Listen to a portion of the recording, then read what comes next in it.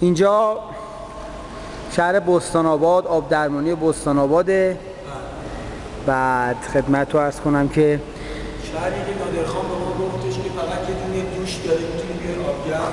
خوشبختانه با اردشیر ما خیلی تاکید کردیم، بریم بریم هم سنگ گفتم ناجوش میکنیم.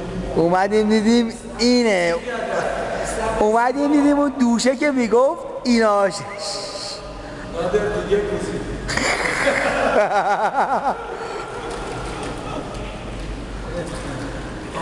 اینجا استرخ کوچیک که آب مستقیم اینجا میاد بالا، بعد میرزه تو این استرخه. بعد این دوستمون هم که از بچهای همین بستان آباد اومده اینجا قبل از افطار بالاخره یه حالی کنه و بره. این هم که دو تا شخصیت متشخص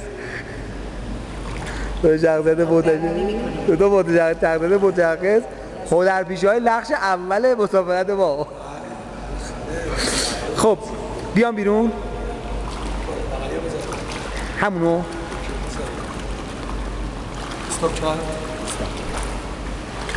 تو باشین یک ستون بنزم از جفتتون نظر استراتژیکی.